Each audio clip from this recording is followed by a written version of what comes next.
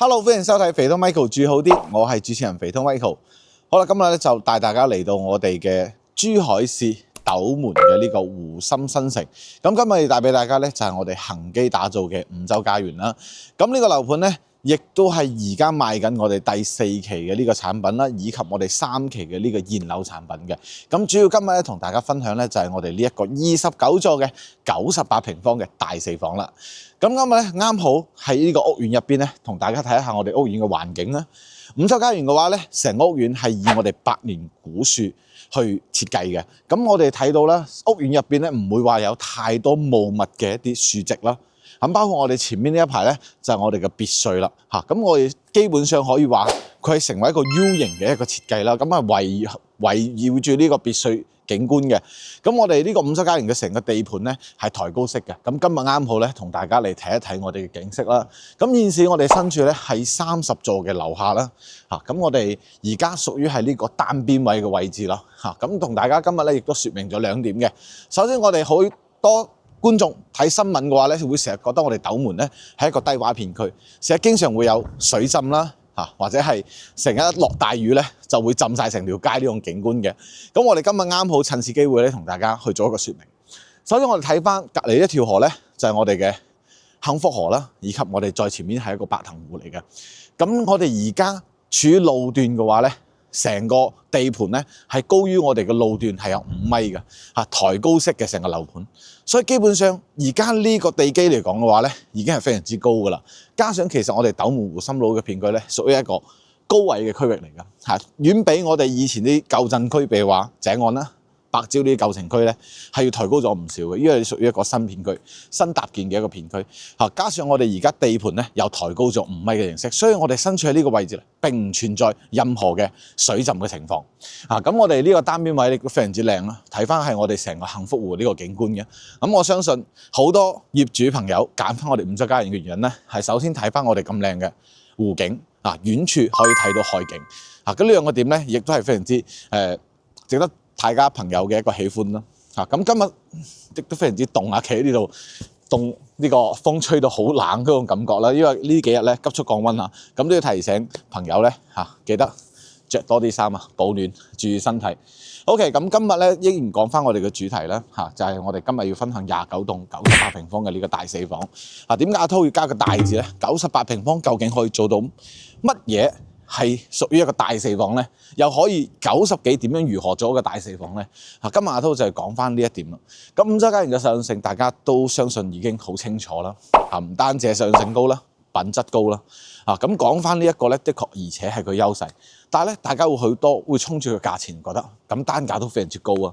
冇錯，咁呢一個五洲家園咧，不可否認佢嘅單價咧係比其他周邊樓盤咧都要貴出唔少嚇。咁甚至個別樓盤咧，可能斗門而家湖心片區呢一邊咧低窪嘅話咧，9字頭都有嘅。但係五洲家園佢點解依然仲可以保持16700嘅呢一個均價，呢個單價咁高咧？咁等一陣咧，阿滔就會同大家去了解一下我哋嘅戶型嘅實用性啦，同其他樓盤有冇對比嘅，或者佢嘅交樓品質咧，到底係咪值3000蚊一個平方？咁呢個咧就要跟住阿滔鏡頭一齊睇下佢哋98平方係如何做一個大4房嘅。Hello， 各位朋友，現時咧我哋就已經係29棟呢個實體樓入邊噶啦。咁現時我哋嘅樓層亦都係28樓呢個示範單位度噶啦。但係目前咧，佢基本上呢一個貨源咧，亦都係非常之快咁售清晒噶啦。咁剩翻我哋而家咧就係01戶型嘅最細面積嘅4房，就係我哋98平方嘅呢個單位啦。咁呢個單位咧，亦都係朝我哋嘅南向啦，望咧就係望住我哋呢一個海景嘅呢個單位嘅。咁我哋目前29座呢一邊咧，剩翻呢一個就係我哋嘅大4房為主嘅一個98平方嘅。點解為之大面積咧？咁我相信喺呢個98平方嘅呢個戶型入邊咧，係可以同附近嘅120幾平方嘅戶型咧係有得一比噶啦。咁點講咧？因為我哋呢個98咧，佢係做咗一個大4房嘅，以及一個大客廳2位嘅設計。咁仲有一個入戶花園。呢個面積咧嘅上乘咧，係阿滔從業咁多年以嚟咧，第一次見98平方咧，可以實用去到差唔多成120平方咁大嘅呢個戶型啦。咁我哋係呢一個帶埋現樓帶埋豪華裝修嘅一個交付入邊啦。咁其實佢相對嚟講嘅吸引性咧，亦都係非常之大嘅。咁我講翻價錢啦，咁按照我哋而家目前講緊中層嘅價位咧，係185萬左右嘅總價啊。咁當然啦，底樓層咧可能平啲嘅182萬，高層啲咧係190萬內都有得交易㗎啦。啊，咁現時嘅樓層咧剩翻唔多嚇，大概係8套貨源左右啊。咁我哋按照低層嚟講咧，就係去到2、3、4樓，中層嘅話咧就係18、19、22同埋23樓嘅。啊，咁剩翻咧就係高層少少咧，25樓到29樓都有啲選擇嘅。咁我哋總高嘅話咧係30層，所以佢唔算話一個十分之非常之高嘅一個單位啦。比起啲32層咧，佢略矮少少嚇。咁我哋仲有靚樓層咧，27、28、29呢3個樓層咧，都係屬於我哋高層嘅單位啦。咁如果大家中意高層嘅朋友咧，咁相信呢3個樓層咧，亦都係十分之吸引嘅。啊，咁我哋再講翻呢個29座嘅呢一個另一單位嚇。咁我哋睇翻現時阿滔嘅身處咧，就係個客廳當中。咁大家可以睇到我企喺度嘅情況下咧，其實個客廳咧係非常之闊落嘅。咁就同大家講下，我哋嘅客廳咧，實質用到嘅話咧，係一個4米嘅大客廳嚟嘅。咁我哋成個戶型入邊咧，係98入邊要揾真正實用到4米嘅客廳咧，係非常之少嘅。係少之又少。因為好多開發商講緊4米嘅廳咧，都係包含咗我哋嘅牆體嘅。所以基本上用到實質用嘅咧，最多就係3.8米。所以我哋而家用到嘅嘢係4米嘅大客廳。咁而家阿滔就同成個戶型入邊咧，好啦，咁我哋從門口開始睇起先。咁我哋呢個98平方咧，係佔咗我哋另一戶型嘅。咁成個棟數咧，佢一共係分為2梯5戶人㗎。咁我哋其中呢一個98嘅另一單位咧，屬於係獨立嘅一戶啦。咁亦都係隔離咧就冇任何戶數喺度嘅。咁我哋睇翻呢個另一單位入門嘅話咧，佢亦都係交付咗我哋一個大嘅氣派嘅入戶門啦，以及我哋嘅拍卡指紋碼鎖嘅。就係我哋而家身處呢個位咧，大概一個5平方嘅入戶花園。咁所以呢一個入戶花園咧，基本上可以話係一個鎮屬面積啦。咁我哋平時去呢度咧，放置我哋嘅洗衣機啦，以及可以封窗做一個家政櫃。咁亦都係呢度可以做一個入戶花園，做個鞋櫃位置咧，都係冇問題嘅。咁我哋就從呢個位置開始入翻到我哋成個戶型嘅餐客廳入邊嘅。咁我哋入嚟咧，第一個咧就可以睇到我哋呢一個超大好深嘅。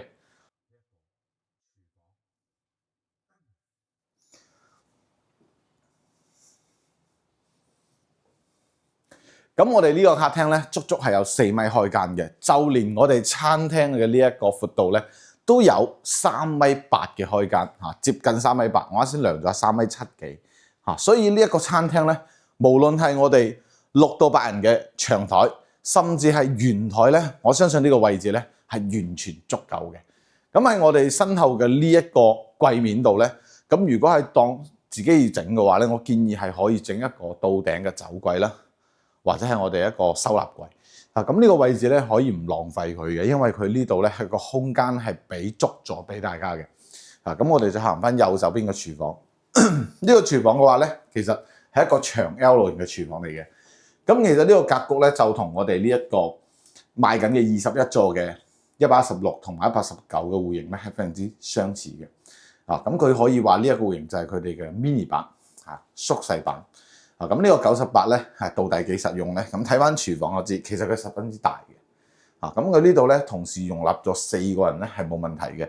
洗切煮呢個部分咧係全部可以同時滿足到嘅。咁我哋上邊呢一 set 吊櫃咧係膠標，方太嘅呢一個係4件套嚇。咁我哋大戶型咧會比68啦、52咧會多一個洗碗機。咁係4件套咧都係交咗我哋一個方太嘅。4件大套啦。咁我哋係呢個位置咁我仲有一個係我哋一個風管機即係我哋嘅一個涼霸啦。然後後面嘅話咧擺放我哋收納嘅位置咧係十分之多嘅。咁我哋下面咧同時仲有我哋呢啲擺咗我哋啲碗碟啦等等啲收納櫃咧係非常之大嘅。咁我哋右手邊呢個咧係一個大星盤，咁個星盤咧有我哋嘅出水位置啦，可以改變到嘅。呢度咧係一個洗杯器嚇，洗杯器。咁我哋係下面呢個位置咧，亦都係配咗我哋嘅呢一個淨水器嘅嚇。淨水器都幫你做好咗，你只要加個過濾嘅就 OK 噶啦嚇。所以佢基本上嘅配套咧就已經同大家配好晒噶啦。咁啊，我哋左手邊個位咧係可以放一個雙開門嘅，大約1米到1.1米嘅大雪櫃，係側喺呢個位咧係完全冇問題嘅。所以呢一個配置嘅話咧，亦都係配得十分之高啦。咁我哋加埋咧所見到嘅客廳實質用個位係4米。點解我會知係4米咧？大家可以睇下我哋地下嘅磚啦。咁我呢個係80個磚，總共係有幾塊咧？1、2、3、4、5，係啱好放到5塊嘅大磚。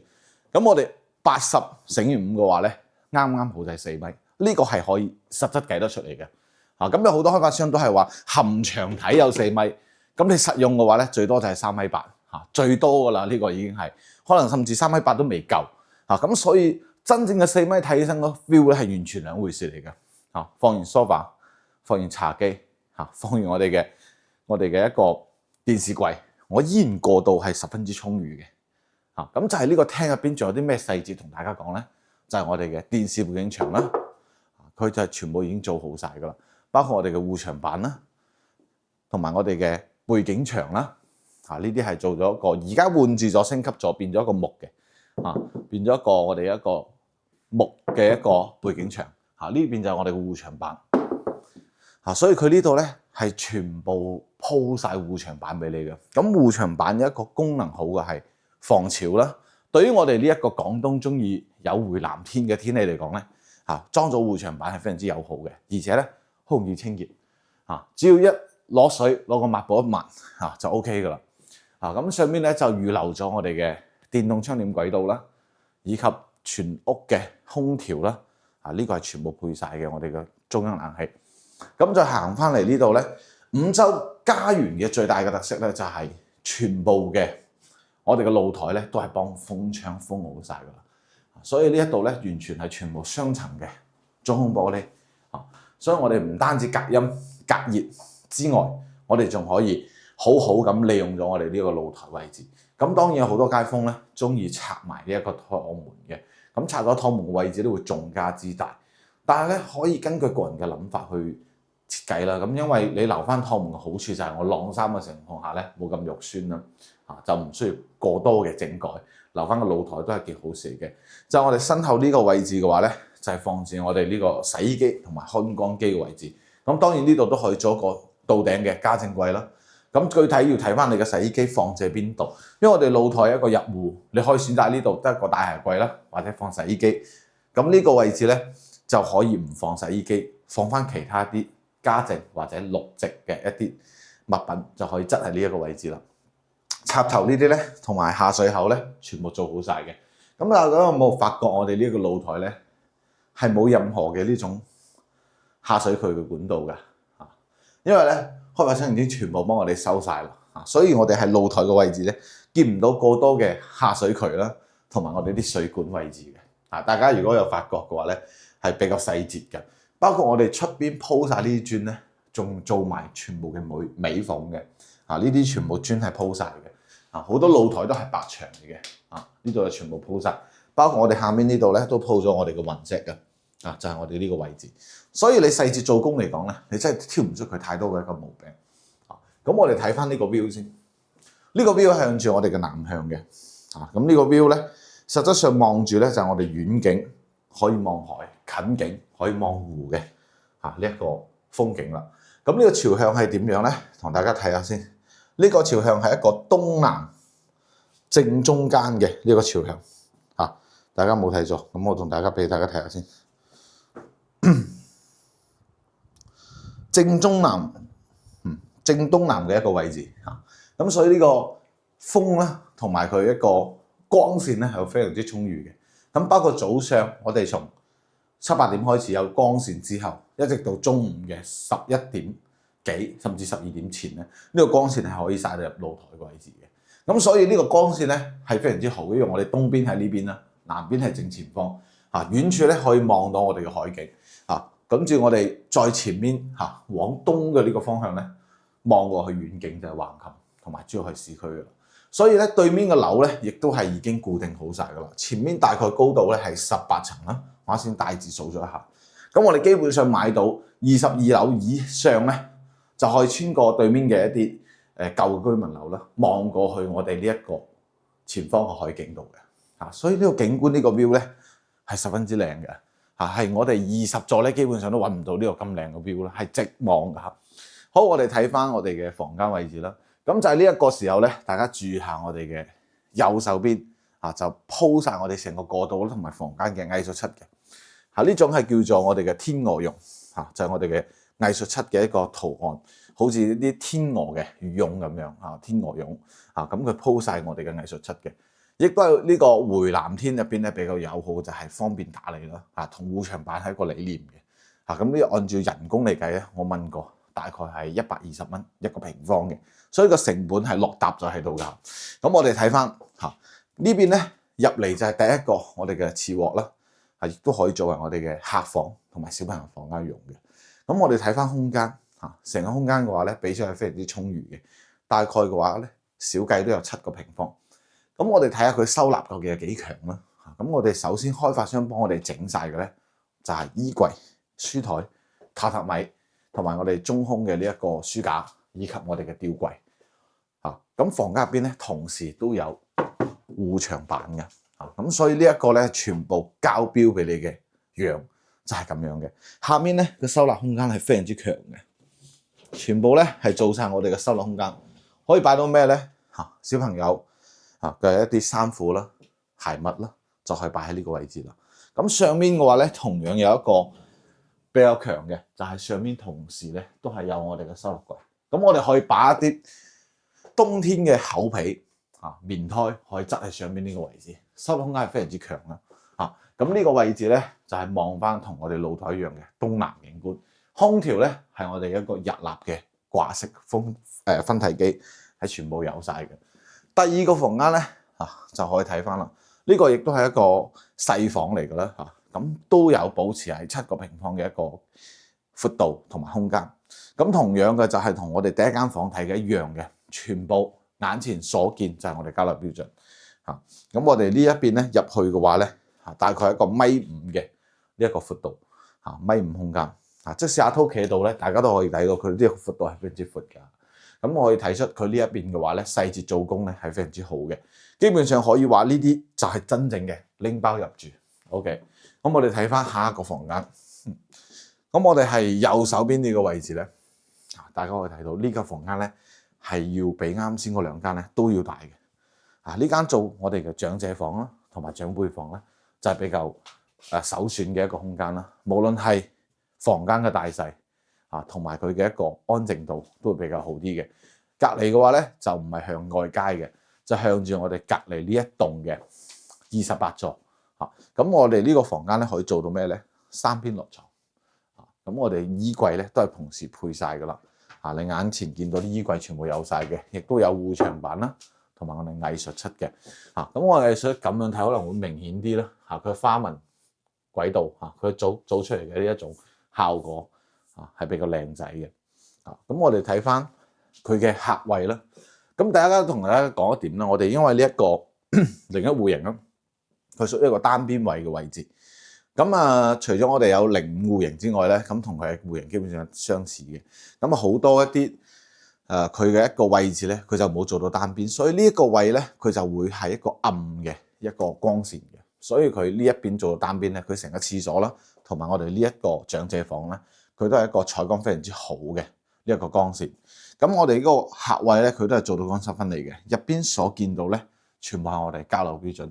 就係我哋頂部呢個位置咧，仲帶咗一個電嘅熱水爐嘅，所以已經電熱水爐咧就可以供到我哋全屋嘅冷熱水管啦，同埋我哋呢啲冷熱水全部供應晒嘅。咁入翻嚟之後咧，就係我哋嘅主人房啦。呢個主人房咧，好奇怪就係我哋入門嘅位置咧，佢都包咗一石嘅一個櫃面俾你，係一個嵌入式嘅櫃，咁可以放置好多我哋平時啲，譬如話中意啲藝術品啦，或者公仔啦嚇，同埋要放嘅嘢就可以放喺呢度啦。仲配咗個細嘅櫃嚇，咁呢個櫃咧可以擺唔少嘅嘢嘅，就呢一排收納櫃，佢完全冇幫你浪費到任何嘅一啲位置啦嚇，同埋空間全部利用起身啊！咁我哋呢一個98呢一個4房咧，佢其實房間我睇過落去咧都非常之大嚇，完全就唔似一個98佢應有嘅樣嚇，完全係同啲812平方呢啲全部係有得比較嘅。咁我哋再睇翻右手邊啊，呢度係一個到頂嘅超大嘅衣櫃，咁我大概俾大家睇一睇呢個效果啊。咁佢大概深度咧啊，大約係90公分左右，大概係一臂左右啦嚇，80公分多少少嚇，帶有我哋嘅燈帶，兩邊掛大褸嘅一個位置，上邊可以放我哋嘅棉胎被。咁佢係上有2個大櫃嘅，其實咁呢邊都有一個嚇，兩邊都係一個大櫃。咁我哋呢一個客位咧，唔係呢個套間個空間咧，佢就呢一邊大嘅咧就係一個智能馬桶啊，出邊咧就係一個普通嘅馬桶，入邊嘅空間咧同我哋嘅客位咧係大同小異嘅，都係一個乾濕分離單邊位嘅位置。咁主人房嘅話咯，佢就係仲加升級咗我哋嘅一個電視嗰個背景牆啦嚇，牀頭櫃嘅背景牆。咁佢係用咗呢一種類似於布藝嘅呢一種針縫嘅呢一種效果去鋪上去嘅，一共有3面啊，即係相當於我哋呢度咧打落嚟嘅咧3個銅燈嘅嚇，唔需要過多咁去修飾嚇，基本上佢該有嘅嘢佢全部有晒。隔離就係普通嘅呢一個出邊嘅一樣嘅背景牆嗰個護牆板嚇。咁我哋呢度仲可以睇到空間係比較充足嘅，係全面。我哋呢度仲可以放住我哋嘅一個化妝台啦，甚至係我哋嘅一個櫃面啦嚇，仲係可以有空間去擺置嘅。呢一張床就係標準嘅米8床啊，咁3邊落床放完2個床頭櫃嘅效果咧，係依然係非常之充足嘅。甚至我敢話喺呢度咧放多張懶人凳咧都係冇問題嘅。咁我哋呢個朝向咧同樣係東南左向，啊望個景觀咧係同我哋主露台望景觀係同樣嘅景觀，可以望到海景啊。咁大家會唔會願意花180幾萬去購置呢一個98平方嘅大4房咧？咁而且呢一個咧可以話亦都係一個海景單位嚇，咁個景觀咧亦都係未來嚟講咧係唔會再變動噶啦，因為前面啲居民樓咧嚇係基本上唔會再去喐佢去改動佢噶啦。好啦，帶大家睇完呢個咁靚嘅一個4房單位咧，大家覺得佢個實用性如何咧？交樓質素咧又是否高咧？以及咧，大家會唔會願意用180幾萬嘅總價咧去攞低呢一套咁靚嘅精裝4房單位咧？啊，咁同大家再講下我哋嘅價錢啦。咁我哋目前按照低層嘅價錢咧，大概182萬左右係有成交噶啦。咁我哋講緊中樓層嘅話咧，大概185萬；高樓層嘅話咧係189萬，即係89萬以內咧係有得交易噶啦。所以佢樓層嘅價差咧，並唔會話太大嘅一個差異嚟嘅。咁我哋如果係揀翻高層少少咧，就佢優勢就可以睇到我哋嘅海景單位啦，係並冇遮擋嘅呢一種情況嘅。咁今期咧主要係分享呢一個五洲家園嘅呢一個4期嘅呢一個98平方嘅一個4房單位啦。咁佢價錢目前嚟講咧，就同大家做一個分析啊。咁我哋按照185萬價錢去計咧。咁佢目前嘅首期15%咧，就係大約28萬到29萬左右嘅一個價位啦。咁如果月供30年貸款嘅話咧，大約係6200蚊到6350蚊左右嘅呢個月供嘅價錢，可以作為大家嘅參考性嘅。好啦，大家如果對於我哋呢一個五洲家園嘅呢個4房有興趣嘅朋友咧，亦都可以聯繫阿濤，可以帶你過嚟實地進行我哋嘅考察啦，亦都可以先 send 資料俾你咧，先要做一個了解嚇。咁想睇實地嘅朋友咧，隨時可以聯繫阿濤嘅。OK，今期咧我哋就分享呢度啦，我哋下期再見啦，拜拜。